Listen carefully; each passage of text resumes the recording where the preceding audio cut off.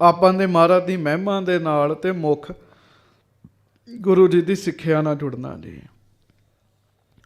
ਪੰਡਿਤ ਨੇ ਫਿਰ ਇਹ ਵੀ ਮਹਾਰਾਜ ਨੂੰ ਕਹਿਣਾ ਸ਼ੁਰੂ ਕੀਤਾ। ਕਈ ਮਹੀਨੇ ਮਹਾਰਾਜ ਬੈਠੇ ਰਹੇ ਉਹਨੂੰ ਝੂਠਿਆਂ ਕਰਨ ਲਈ। ਉਹਨੇ ਇਹ ਵੀ ਕਹਿਣਾ ਸ਼ੁਰੂ ਕਰ ਦਿੱਤਾ ਵੀ ਬਲੀ ਦੇਣੀ ਪੈਣੀ ਹੈ, ਦੇਵੀ ਸਾਹਮਣੇ ਆ ਜਾਏਗੀ। ਤੇ ਮਹਾਰਾਜ ਕਹਿਣ ਲੱਗੇ ਵੀ ਕਿਹਦੀ ਬਲੀ ਦਈਏ ਦੱਸੋ। ਕਹਿਣ ਲੱਗੇ ਜੀ ਹੌਲੀ ਹੌਲੀ। ਉਹਦਾ ਨਾ ਸਿੱਧੀ ਗੱਲ ਤੇ ਨਹੀਂ ਸੀ ਕਰਦਾ, ਘੁਮਾ ਫਿਰਾ ਕੇ ਗੱਲ ਸਾਹਿਬਜ਼ਾਦਿਆਂ ਤੇ ਲੈ ਆਉਂਦਾ ਸੀਗਾ ਜੀ, ਵੀ ਸਾਹਿਬਜ਼ਾਦਿਆਂ ਦੀ ਬਲੀ ਦਈਏ। ਮਹਾਰਾਜ ਬਲੀ ਦੇਣਗੇ, ਸਾਹਿਬਜ਼ਾਦੇ ਵਾਰ ਦੇਣਗੇ, ਪਰ ਪੰਥ ਤੋਂ ਆਖੋ ਵਾਹਿਗੁਰੂ ਦੇਣਗੇ ਕੁਰਬਾਨੀ ਆਪਣੇ ਪੁੱਤਰਾਂ ਦੀ। ਪਰ ਦੇਵੀ ਪ੍ਰਗਟ ਕਰਨ ਲਈ ਨਹੀਂ। ਇਨ ਪੁੱਤਰਨ ਕੇ ਸੀਸ ਪਰ ਵਾਰ ਦੀਏ ਸੁਤ ਚਾਰ, ਇਸ ਕੰਮ ਲਈ ਦੇਣਗੇ। ਹੌਲੀ ਹੌਲੀ ਹੌਲੀ ਹੌਲੀ ਹੋਰ ਪੁੱਠੀਆਂ ਸਿੱਧੀਆਂ ਗੱਲਾਂ ਉਹਨੇ ਕੀਤੀਆਂ। ਮਹਾਰਾਜ ਨੇ ਆਪਣੇ ਸਿੱਖਾਂ ਨੂੰ ਸਿਖਾਉਣਾ ਸੀਗਾ, ਗੁਰਸਿੱਖੋ ਇਹਨਾਂ ਦੇ ਮਗਰ ਨਾ ਲੱਗਿਓ ਤੇ ਮੁੱਖ ਕੰਮ ਕੀ ਕਰਨਾ, ਇਹਨਾਂ ਦੇ ਮਗਰ ਨਹੀਂ ਲੱਗਣਾ ਤੇ ਵਾਹਿਗੁਰੂ ਦਾ ਨਾਮ ਜਪਣਾ ਜੀ। ਦੁਨੀਆ ਭਟਕਦੀ ਫਿਰਦੀ ਹੈ, ਭਟਕਦੀ ਫਿਰਦੀ ਹੈ। ਹਾਂ, ਗੁਰਮੁਖ ਰੂਹਾਂ ਦੀ ਸੰਗਤ ਕਰਨੀ ਹੈ। ਪਤਾ ਕਿਉਂ ਜੀ? ਕਿਉਂਕਿ ਉਹਨਾਂ ਦੀ ਸੰਗਤ ਕਰਕੇ ਦੋ ਚੀਜ਼ਾਂ ਮਿਲਦੀਆਂ ਜੀ ਗੁਰਮੁਖਾਂ ਦੀ ਸੰਗਤ ਕਰਕੇ। ਇੱਕ ਤਾਂ ਉਹਨਾਂ ਦੇ ਸਰੀਰ ਵਿੱਚੋਂ ਵਾਈਬ੍ਰੇਸ਼ਨ ਨਿਕਲਦੀ ਜੀ, ਨਾਮ ਦੀਆਂ ਤਰੰਗਾਂ ਨਿਕਲਦੀਆਂ। ਉਹ ਤਰੰਗਾਂ ਤੁਹਾਡੇ ਮਨ ਨੂੰ ਸ਼ਾਂਤ ਕਰ ਦੇਣਗੀਆਂ ਜੀ। ਗੁਰਮੁਖ ਦੀ ਸੰਗਤ ਇੱਕ ਤਾਂ ਇਸ ਕੰਮ ਲਈ ਕਰਨੀ ਹੈ। ਫਿਰ ਸੁਣ ਲਓ, ਗੁਰਮੁਖ ਜਿਹੜਾ ਗੁਰਮੁਖ ਹੈ ਜੀ, ਪਛਾਣ ਹੋ ਜਾਂਦੀ ਜੀ। ਗੁਰਮੁਖ ਦੇ ਸਰੀਰ ਵਿੱਚੋਂ ਨਾਮ ਦੀਆਂ ਤਰੰਗਾਂ ਨਿਕਲਦੀਆਂ, ਜਾਂ ਇਉਂ ਕਹੀਏ ਉਹਦੇ ਹਿਰਦੇ 'ਚ ਨਾਮ ਦੀ ਠੰਡਕ ਹੁੰਦੀ ਹੈ। ਜਦੋਂ ਤੁਸੀਂ ਉਹਦੇ ਲਾਗੇ ਬਹੋਗੇ ਤੁਹਾਡਾ ਮਨ ਸ਼ਾਂਤ ਹੋਏਗਾ ਜੀ। ਉਹ ਨਾਮ ਦੀਆਂ ਤਰੰਗਾਂ ਤੁਹਾਡੇ ਤੇ ਅਸਰ ਕਰਨਗੀਆਂ। ਦੂਜਾ, ਗੁਰਮੁਖ ਦੀ ਸੰਗਤ ਕਰਕੇ ਨਾਮ ਜਪਣ ਦੀ ਪ੍ਰੇਰਣਾ ਮਿਲਦੀ, ਚਾਅ ਪੈਦਾ ਹੁੰਦਾ ਜੀ। ਗੁਰਮੁਖ ਦੀ ਸੰਗਤ ਨੇ ਇਹ ਦੋ ਕੰਮ ਹੀ ਕਰਨੇ ਜੀ। ਇਹਦਾ ਅੱਗੋਂ ਰੂਪ ਬੜਾ ਜੀ, ਇਹਦਾ ਵਿਸਥਾਰ ਬੜਾ ਹੈ।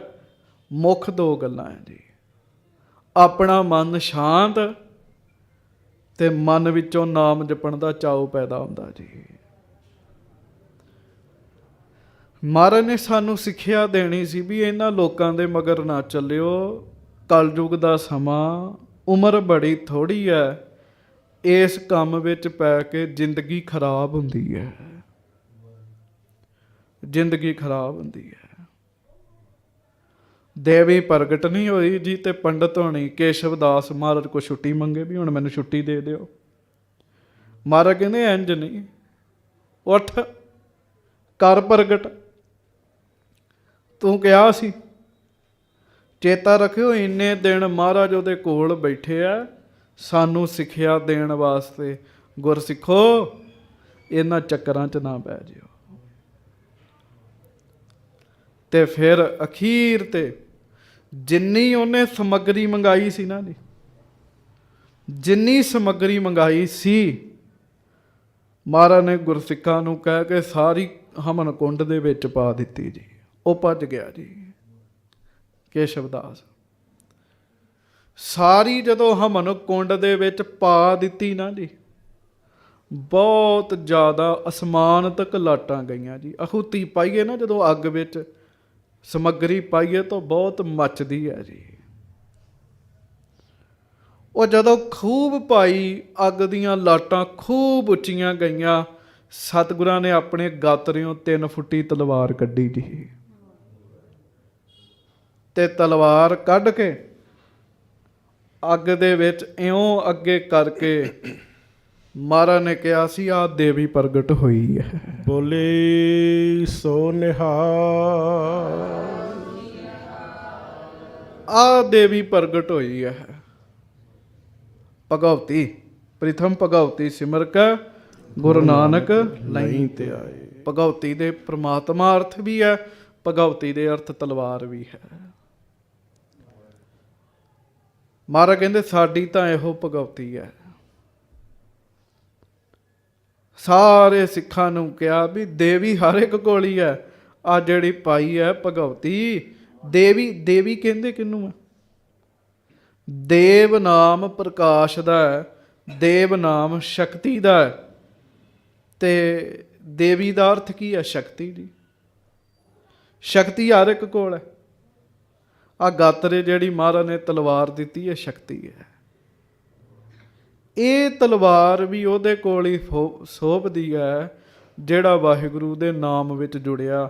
ਨਹੀਂ ਤੇ ਤਲਵਾਰਾਂ ਤੇ ਬੜਿਆਂ ਨੇ ਫੜੀਆਂ ਪਰ ਜ਼ੁਲਮ ਹੀ ਕੀਤੇ ਦੁਨੀਆ ਉੱਤੇ ਜੀ। ਬੜੇ ਬੜੇ ਜ਼ੁਲਮ ਕੀਤੇ, ਬੜੇ ਬੜੇ ਲੋਕਾਂ ਨੂੰ ਤੰਗ ਕੀਤਾ ਜੀ ਉਹਨਾਂ ਨੇ। ਗੁਰੂ ਸਾਹਿਬ ਨੇ ਸ਼ਸਤਰ ਫੜਾਏ ਆਪਣੇ ਗੁਰਸਿੱਖਾਂ ਨੂੰ। ਮਹਾਰਾਜ ਕਹਿੰਦੇ ਇਹੋ ਜਿਹੀ ਪੀਰ ਹੈ। ਆਸ ਕਿਰਪਾਨ ਖੰਡੋ ਖੜਗ ਤੁਬਕ ਤਬਰ ਅਰ ਤੀਰ ਸੈਫ ਸਰੋਹੀ ਸਹਿਥੀ ਜਹ ਹਮਾਰੇ ਪੀਰ। ਪੀਰ ਪੀਰ ਤੁਹੀਂ ਸਹਿਥੀ ਤੁਹੀਂ, ਤੁਹੀਂ ਤਬਰ ਤਲਵਾਰ ਨਾਮ ਤਿਹਾਰੋ ਜੋ ਜਪੇ ਭਏ ਸਿੰਧ ਭਵ ਪਾਰ। ਤੁਹੀਂ ਨਿਸ਼ਾਨੀ ਜੀਤ ਕੀ, ਤਲਵਾਰ ਨੂੰ ਮਹਾਰਾਜ ਨੇ ਕਿਹਾ ਆਜ ਤੁਹੀਂ ਜਗ ਵੀਰ। ਸੋ ਗੁਰੂ ਸਾਹਿਬ ਨੇ ਇਹ ਦੇਵੀ ਪ੍ਰਗਟ ਕੀਤੀ ਜੀ। ਬ੍ਰਾਹਮਣ ਭੱਜ ਗਿਆ, ਕੇਸ਼ਵ ਦਾਸ ਭੱਜ ਗਿਆ, ਰੁੱਸਿਆ ਵੀ ਭੱਜਿਆ ਵੀ।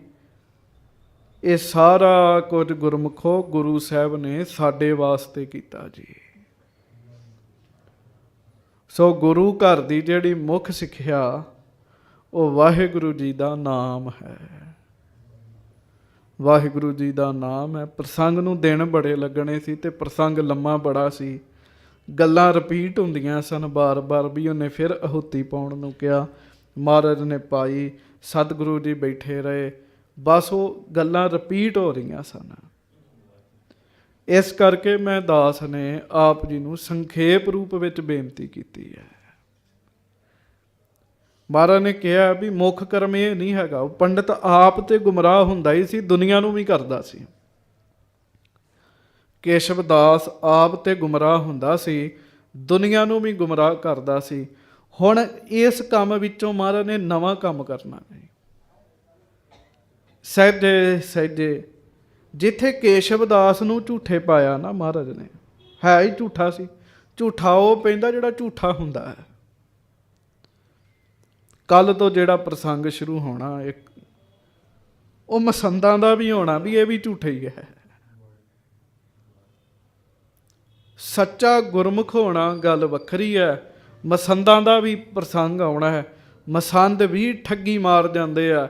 ਫਿਰ ਗੁਰੂ ਸਾਹਿਬ ਨੇ ਸਾਡੇ ਤੇ ਆਪਣੇ ਵਿੱਚ ਵਿਚੋਲਾ ਨਹੀਂ ਰੱਖਿਆ। ਸਿੱਖ ਨੂੰ ਕਿਹਾ ਆ ਪੰਜਾਂ ਤੋਂ ਅੰਮ੍ਰਿਤ ਛਕ, ਸਿੱਧੀ ਮੇਰੇ ਨਾਲ ਗੱਲ ਕਰ। ਤੈਨੂੰ ਵਿਚੋਲੇ ਦੀ ਜ਼ਰੂਰਤ ਨਹੀਂ ਹੈਗੀ। ਵਿਚੋਲੇ ਦੀ ਜ਼ਰੂਰਤ ਹੁਣ ਤੁਸੀਂ ਕਹੋਗੇ ਵੀ ਆਪ ਤੇ ਕਹਿੰਦੇ ਜੇ ਗੁਰਮੁਖ ਦੀ ਸੰਗਤ ਵੀ ਕਰੋ। ਉਹ ਹੈ ਉਤਸ਼ਾਹ ਵਾਸਤੇ, ਉਤਸ਼ਾਹ ਵਾਸਤੇ ਵੀ ਅੰਦਰ ਚਾਓ ਪੈਦਾ ਹੋਵੇ, ਬਾਣੀ ਪੜ੍ਹਨ ਦਾ ਚਾਓ ਪੈਦਾ ਹੋਵੇ, ਨਾਮ ਜਪਣ ਦਾ ਚਾਓ ਪੈਦਾ ਹੋਵੇ। ਜੇ ਗੁਰਮੁਖ ਦੀ ਸੰਗਤ ਦੀ ਲੋੜ ਨਹੀਂ ਹੈਗੀ ਤੇ ਫਿਰ ਇਸ ਸੰਗਤ ਦੀ ਵੀ ਲੋੜ ਨਹੀਂ ਹੈਗੀ ਜੀ। ਫਿਰ ਇੱਥੇ ਵੀ ਆਉਣ ਦੀ ਲੋੜ ਨਹੀਂ ਹੈਗੀ। ਇੱਥੇ ਕਿਉਂ ਆਉਂਦੇ ਆ?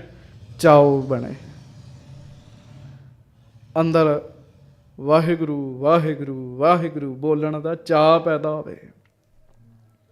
ਇਸੇ ਕਰਕੇ ਆਉਂਦੇ ਆ। ਸੁੱਖ ਸ਼ਾਂਤੀ ਮਿਲਦੀ ਹੈ। ਫਿਰ ਮਹਾਰਾਜ ਨੇ ਇਹ ਸਾਰਾ ਕੁਝ ਗੁਰੂ ਸਾਹਿਬ ਕਰ ਰਹੇ ਆ ਨਾ, ਇਸੇ ਕਰਕੇ ਕਰ ਰਹੇ ਆ। ਸਿੱਖ ਨੂੰ ਸਿੱਧਾ ਆਪਣੇ ਨਾਲ ਜੋੜਨਾ ਮਹਾਰਾਜ ਨੇ, ਸਿੱਧਾ ਆਪਣੇ ਨਾਲ। ਸੋ ਕਿਵੇਂ ਕਿਵੇਂ ਮਹਾਰਾਜ ਕਰਦੇ ਆਪਾਂ ਅਗਲੇ ਦਿਨਾਂ ਨੂੰ ਸਰਵਣ ਕਰਾਂਗੇ। ਹੁਣ ਥੋੜ੍ਹਾ ਜਿਹਾ ਹੋਰ ਪ੍ਰੈਕਟੀਕਲ ਕਰ ਲਈਏ, ਪ੍ਰੈਕਟੀਕਲ ਕਰੀਏ। ਹਾਂਜੀ 2-4 ਮਿੰਟ ਆਪਾਂ ਵਾਹਿਗੁਰੂ ਵਾਹਿਗੁਰੂ ਜਪਾਂਗੇ। ਐਨ ਬਿਲਕੁਲ ਸਿੱਧੇ ਹੋ ਕੇ ਸਾਵਧਾਨ ਹੋ ਕੇ ਬੈਠੋ, ਪਿਆਰ ਨਾਲ ਬੈਠੋ। ਧੁਨ ਮਹਿ ਧਿਆਨ ਧਿਆਨ ਮਹਿ ਜਾਣਿਆ ਗੁਰਮੁਖ ਅਕਥ ਕਹਾਣੀ। ਵਾਹਿਗੁਰੂ ਸ਼ਬਦ ਦੀ ਧੁਨ ਵਿੱਚ ਧਿਆਨ ਰੱਖਣਾ। ਵੇਖਿਓ ਤੁਸੀਂ ਆਪ ਕਹੋਗੇ ਸਾਡਾ ਮਨ ਸ਼ਾਂਤ ਹੈ ਜੀ। ਵੇਖੋ ਕਥਾ ਤਾਂ ਤੁਸੀਂ ਬੜੇ ਚਿਰਾਂ ਦੀ ਸੁਣ ਰਹੇ ਹੋ। ਇਹ ਨਹੀਂ ਵੀ ਸੁਣਨੀ ਛੱਡ ਦੇਣੀ ਹੈ, ਸੁਣਨੀ ਵੀ ਹੈ। ਮਹਾਰਾਜ ਦਾ ਹੁਕਮ ਹੈ ਸਵੇਰੇ ਗੁਰਬਾਣੀ ਦੀ, ਸ਼ਾਮ ਨੂੰ ਇਤਿਹਾਸ ਦੀ ਕਥਾ ਸੁਣਨੀ ਹੈ। ਪਰ ਮੁੱਖ ਕੰਮ ਵਾਹਿਗੁਰੂ ਦਾ ਨਾਮ ਹੈ। ਜਪੋ ਪ੍ਰੇਮ ਨਾਲ, ਫਿਰ ਖਿਮਾ ਮੰਗੀਏ। ਵਾਹਿਗੁਰੂ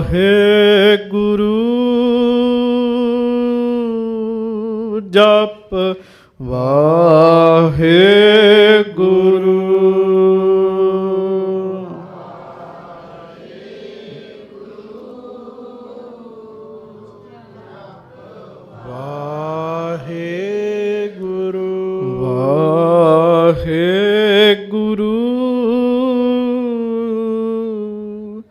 ਜਪ ਵਾਹਿਗੁਰੂ।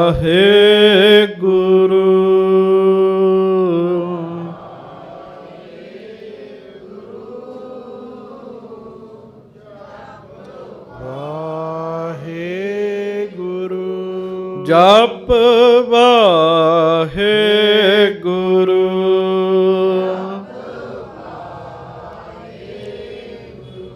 ਜਪ ਵਾਹਿਗੁਰੂ।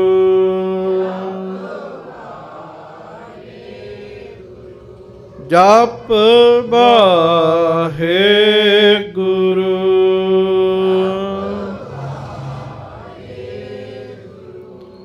ਜਪ ਵਾਹਿਗੁਰੂ।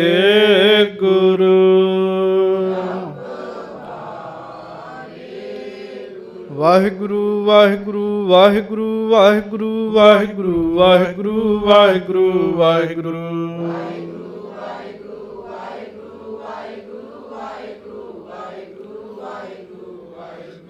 ਵਾਹਿਗੁਰੂ ਵਾਹਿਗੁਰੂ ਵਾਹਿਗੁਰੂ ਵਾਹਿਗੁਰੂ ਵਾਹਿਗੁਰੂ ਵਾਹਿਗੁਰੂ ਵਾਹਿਗੁਰੂ ਵਾਹਿਗੁਰੂ।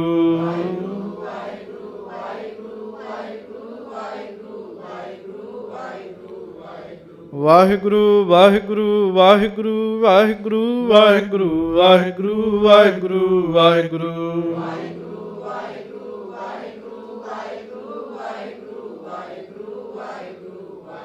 ਵਾਹਿਗੁਰੂ ਵਾਹਿਗੁਰੂ ਵਾਹਿਗੁਰੂ ਵਾਹਿਗੁਰੂ ਵਾਹਿਗੁਰੂ ਵਾਹਿਗੁਰੂ ਵਾਹਿਗੁਰੂ ਵਾਹਿਗੁਰੂ।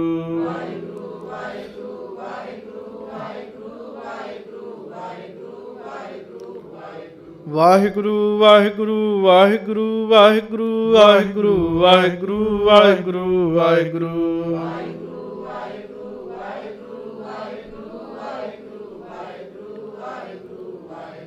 ਵਾਹਿਗੁਰੂ ਵਾਹਿਗੁਰੂ ਵਾਹਿਗੁਰੂ ਵਾਹਿਗੁਰੂ ਵਾਹਿਗੁਰੂ ਵਾਹਿਗੁਰੂ ਵਾਹਿਗੁਰੂ ਵਾਹਿਗੁਰੂ।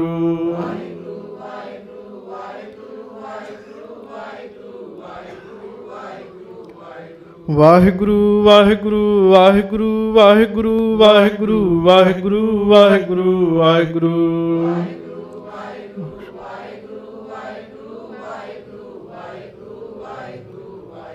ਵਾਹਿਗੁਰੂ ਵਾਹਿਗੁਰੂ ਵਾਹਿਗੁਰੂ ਵਾਹਿਗੁਰੂ ਵਾਹਿਗੁਰੂ ਵਾਹਿਗੁਰੂ ਵਾਹਿਗੁਰੂ ਵਾਹਿਗੁਰੂ।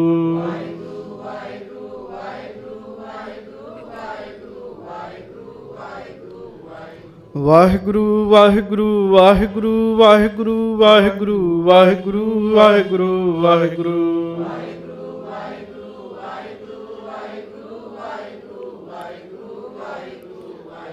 ਵਾਹਿਗੁਰੂ ਵਾਹਿਗੁਰੂ ਵਾਹਿਗੁਰੂ ਵਾਹਿਗੁਰੂ ਵਾਹਿਗੁਰੂ ਵਾਹਿਗੁਰੂ ਵਾਹਿਗੁਰੂ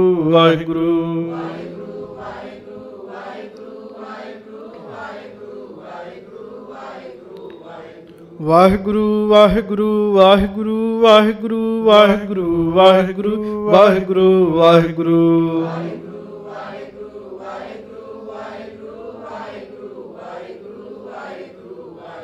ਵਾਹਿਗੁਰੂ ਵਾਹਿਗੁਰੂ ਵਾਹਿਗੁਰੂ ਵਾਹਿਗੁਰੂ ਵਾਹਿਗੁਰੂ ਵਾਹਿਗੁਰੂ ਵਾਹਿਗੁਰੂ ਵਾਹਿਗੁਰੂ।